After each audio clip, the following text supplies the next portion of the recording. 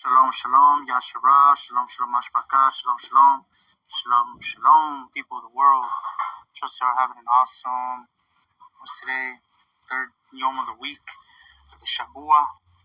And just wanted to do a real quick lesson on Shal, something that I've been, Paul, my name is Paul, something that I've been wanting to talk about for a while, that I brought up before, but I kind of wanted to be more firm about it because, I've been kind of and just sometimes I've been more like, Paul's cool, just careful with this, or just renounce them all together. And then I was like, you know what, it's all cool. Honestly, I just want to go a little bit more in depth of some things that I noticed in the writings that actually bear witness. But real quick, I want to give a quick shout out to somebody who, you know who you are, who got me this really awesome shofar. It got stolen out here about a couple months back, maybe 3 months back, when I took my eyes off it for a while, and they took my entire cart with everything in it. And so I wasn't blowing a shofar for about a month, and then this lady that worked somewhere nearby, it's like, hey, I noticed you haven't been blowing it lately. I said, yeah, it got stolen. Oh, wow. 2 weeks later, she came up and she said, I'm on Amazon right now. Choose one. I'm like, what? Yeah, she said, Yahuwah put it on the lab. So I was like, can I get the big one? She said, go for it. So, Barak Yahuwah, I got the big one with the little ridges on there or whatever. It's really nice. See that? I'm not going to blow it because obviously it's for, it's an instrument, it's not a toy, and it's for Muadim, the appointed times, days of rejoicing. Ironically, the day I got it was on Rosh Kadash. That night was the new moon, so it was like perfectly right on time, divine appointment. So I got to blow it the day I got it for the just excitement of it, but then it just lined up with the new moon, new beginnings. Rosh Kadash, right? New moon is a sign of new beginnings. Every time that moon renews, it's like, okay, let's another month, another cycle to try to do this. Let's do it better. But it's also a reflection of the light that shines in the darkness, the coming of Yahusha's return, seeing that his light dawning on the earth, even now, seeing his manifested reign on earth, manifest to people, like Joel says in chapter 2, I believe, I pour the Ruach on all flesh, not just my people, but on all flesh. Even non-believers are picking up what he's putting down. People that are atheists, but they have a sense of more about his righteousness and his love and his meekness and his gentleness and his peace and patience is starting to code into them, just override subconsciously. They can't do nothing about it but enjoy it, So at the end of the day, they gotta answer to that. Like, you knew it was me inside downloading in you, but you wanted to act like it was all you, So they're gonna have to take responsibility for that pride, the account for that pride that they, harvested inside. To still try to hold firm that atheist, paradigm that you know what I'm saying. They're just being stubborn, don't want to hold that position, Anyways, long story short, let's get to Paul. Before I have said, like, you gotta eat the meat, spit the bones with him, I said, I was in the school of, like, well, his writings were just misunderstood, like, a lot of teachers teach, like, you gotta just re-straighten it out, make them right, and I did that, but there's some things you just can't really reconcile, like, especially, like, in Galatians, and I started realizing what exactly was going on, why that is, I only got, like, 10% of my phone, so I'm just gonna rush right through it, because if I have more time, I just keep on going on tangents anyway, so this is Yahuwah's way of getting me to get to the point.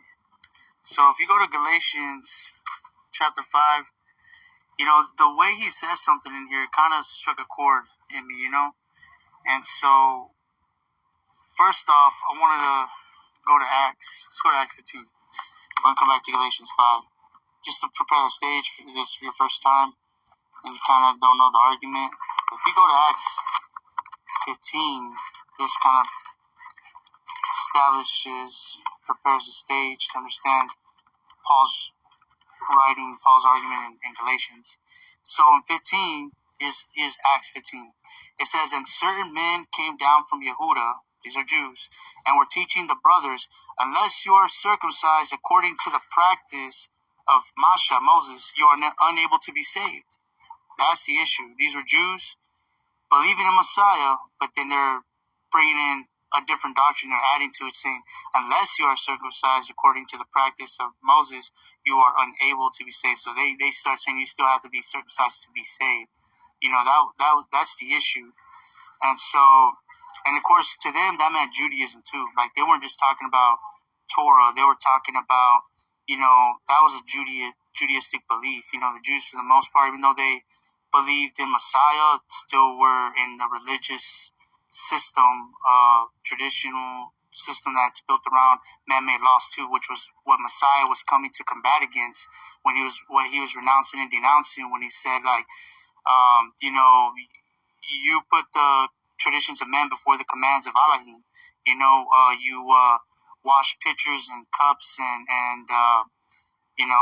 it's in Mark 7. He says that because they're talking about, why don't your disciples wash their hands before they eat? And he was talking about just washing their hands, but doing a religious ceremony. But that the traditions the elders had created, because they started believing over time that if you don't wash your hands, then you eat the food, your filthy hands, the uncleanness can put like demonic, or demonic sickness in you, or even possession in you, like you can eat stuff like that. Just had different weird, you would say, like very mythological kind of concepts.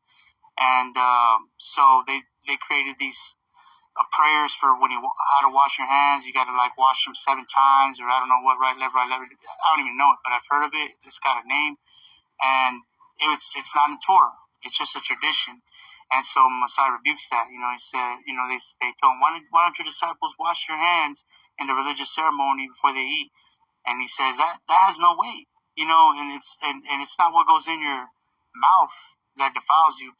And of course, regarding food, you shouldn't have to break down like in regards to what food is, to what defines food, because food defined by Torah is no pork, no shrimp, no shellfish and all that. We already know that. So when he's saying food, he's not talking about all meats. He's talking about what you already know according to Torah to be food.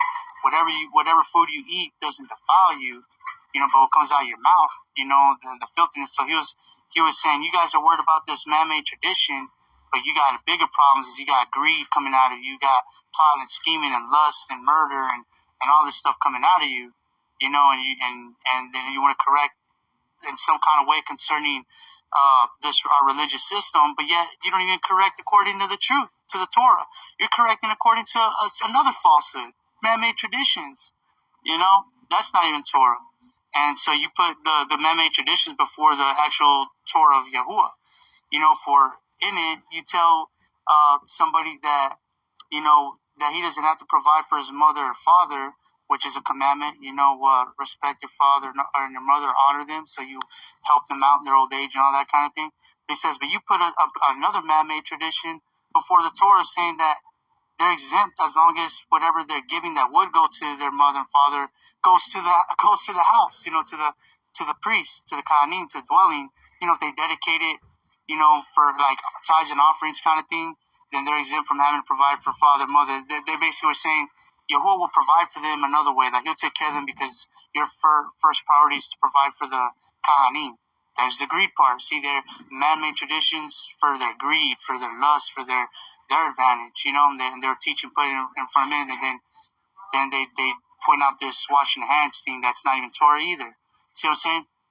So what I'm getting at is all those traditions is what at that time was what Paul was referring to when he was talking about the law.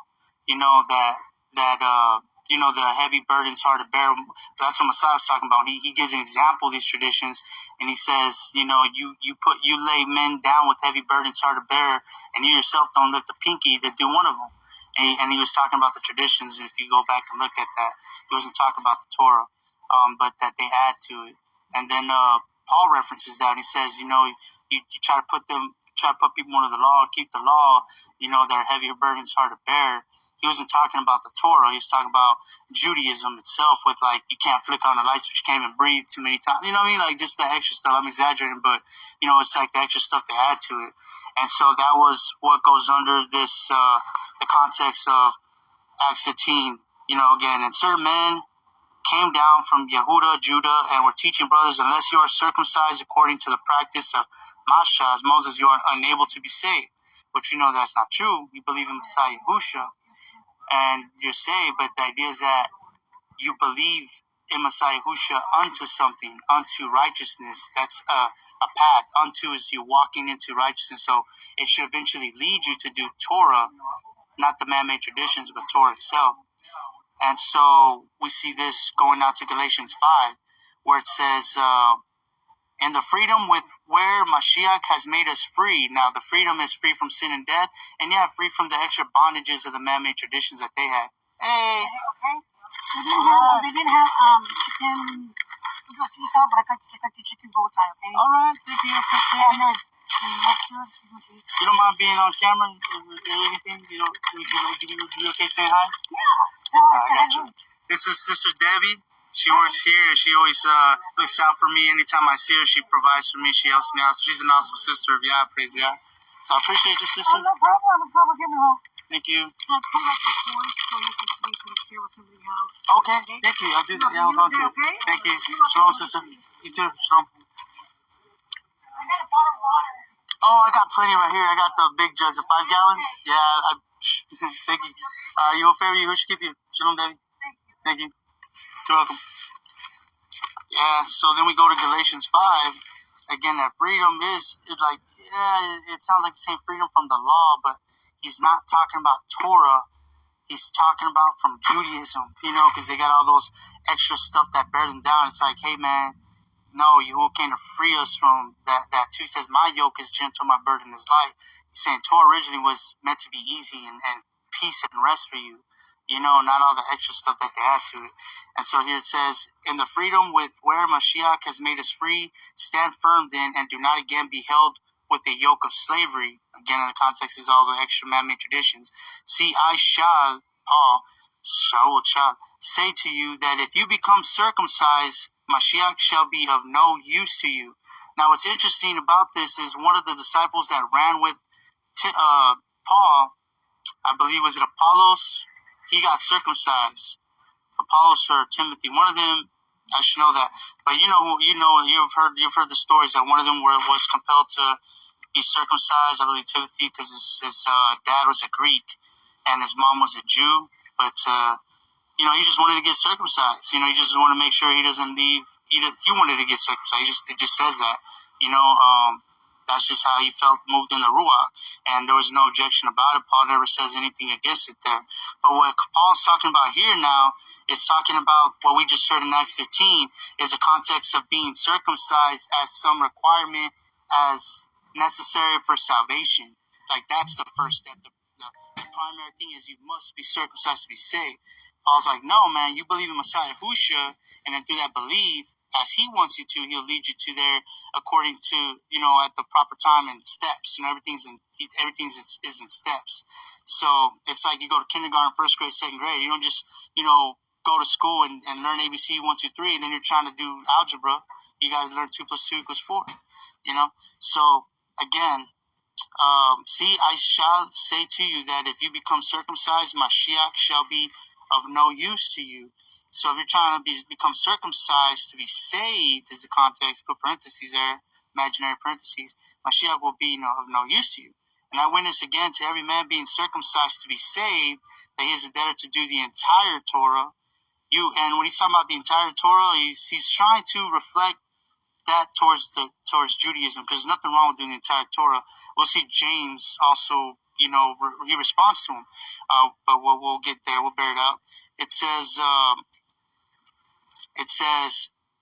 then he is a debtor to do the entire Torah. You who are declared right by Torah have severed yourselves from Mashiach. So see, he's talking about those who are trying to declare themselves right by Torah, not by Mashiach, by Torah alone, apart from Messiah.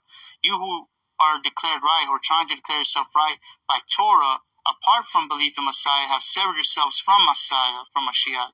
You have fallen from favor, from his compassion and favor.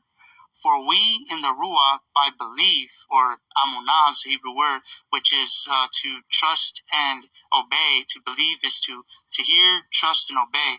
For we in the Ruach, by belief, eagerly wait for the expectation of righteousness. So right there, he's actually talking about that. Eagerly wait for the expectation of righteousness is that you believe the Messiah, and you're waiting eagerly for an expectation for him to work in you that righteousness, to start downloading you, changing your heart, giving you a new mind, new lens, new perception, strengthening you and helping you overcoming, shortcomings, whether it be in being compassionate towards people, being patient towards people, whether it be lust, overcoming lust or greed, or overcoming envy, or whatever it might be, hate, all that kind of stuff. That's what he's talking about right there. Very thing. He says, for we in the Ruach, by belief, we believe in Yahusha, eagerly wait for the expectation of righteousness. As you believe, he works that righteousness in you. For Mashiach Yahusha, neither circumcision nor uncircumcision has any strength, but belief working through love. Now, he's not saying it ain't nothing. You got to read the entire thing in context. He's saying it's nothing if it's not done by belief working through love. Love for what? Love for Yahusha. Love for what he did for us. Love of who he is. He's the commandments made flesh. But if you're just getting circumcised or uncircumcised, you're just focusing on the letter and what I got to do, what I don't got to do, then it's not going to help. It's not going to do nothing. For Mashiach Yahusha, neither circumcision nor uncircumcision has anything. It's nothing without the belief working through love. It has to be done through belief working through love, through an intimate relationship. You trust that he is who he says is. You want to do it. He compels you to do it by belief in the Ruach, through the power of the Ruach. You were running well. Who held you back from obeying the truth? This persuasion, now I'm going to finish just reading through. This persuasion does not come from him who calls you. A little leaven leavens all the lump. I trust in you, in the Adon, that you shall have no other mind, and he who is troubling you shall bear his judgment, whoever he is. And I, brothers, if I still proclaim circumcision, why am I still persecuted? Then the stumbling block of the stake has been put aside. Oh, that those who disturb you would even cut themselves off. For you, brothers, have been called to freedom.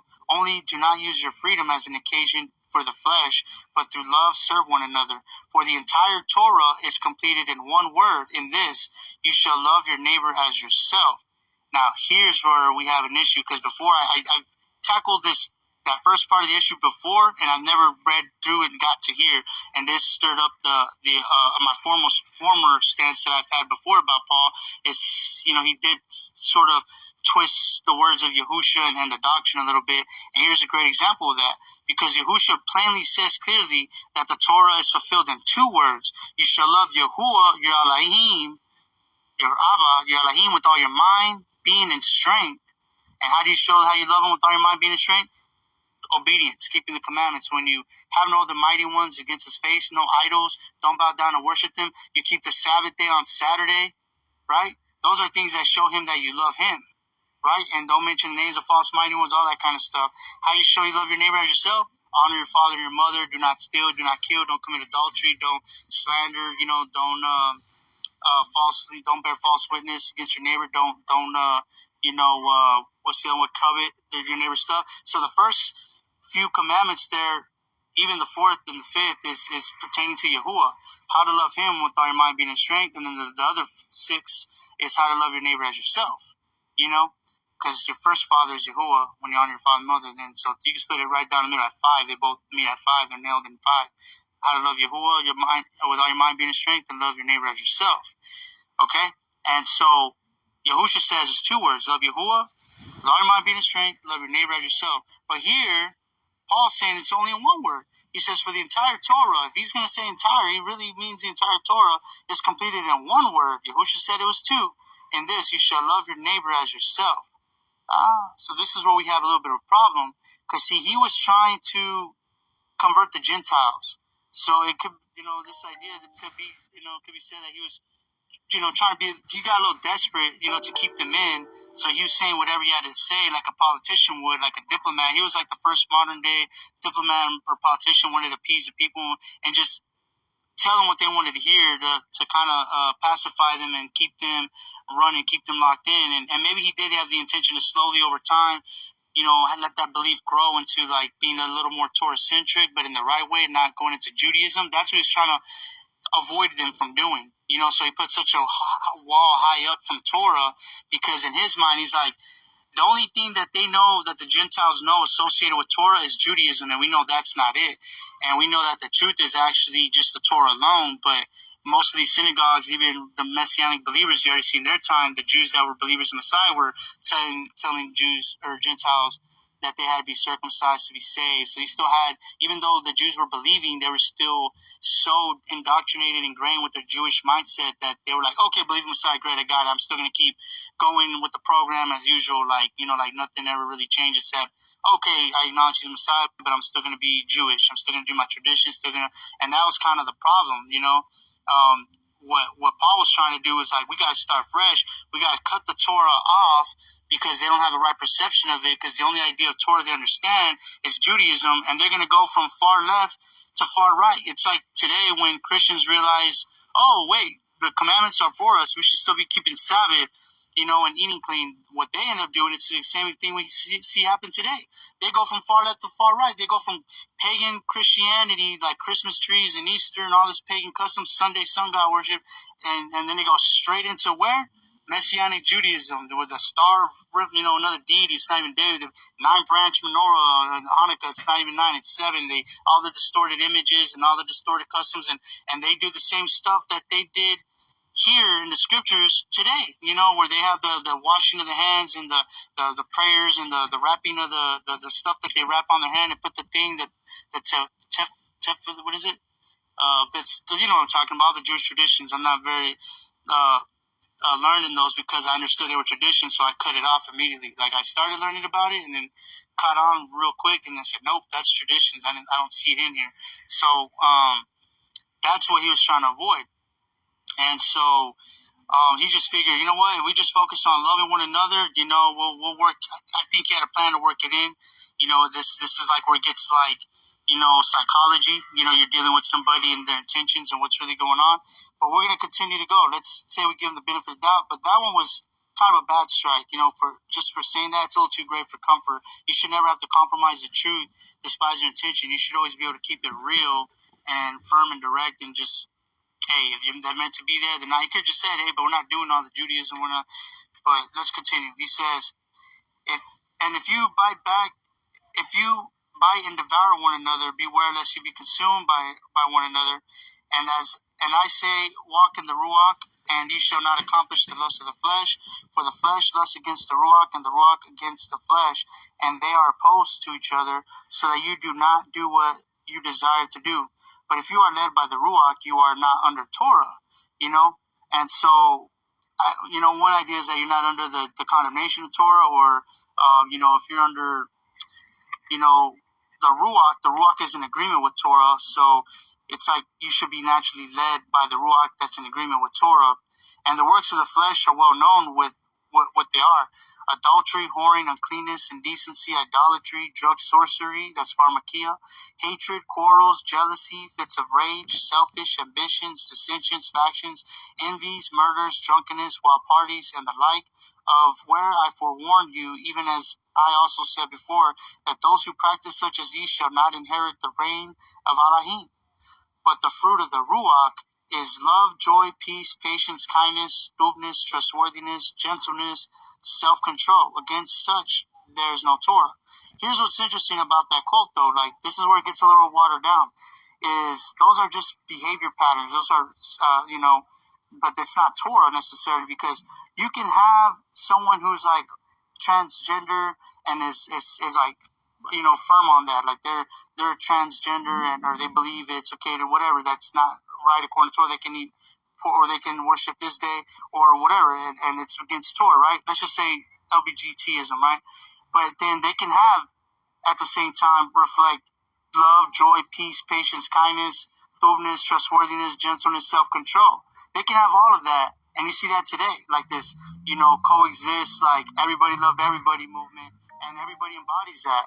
But yet the things they do may not be in accordance with Torah. So what do you do about that? I say that in one dynamic, Paul was the very thing that was used to even stage up the worldwide falsehood paradigm of the mark of the beast and the false image, to be honest. Because if you think about it, I didn't mean to get right into it too quick, but Paul might even, in a sense, Yahuwah might have used him to be a parable, a picture of the first Shaul we know. Who do we know? Shaul from the tribe of Benjamin, who was the first king, right? The very first king, his name was also Shaul from the tribe of Benjamin. All right, there we go. Losing that connection. So they're both named Shalom, shalom, Yashira. Shalom, shalom, Mashpaka. Shalom, shalom.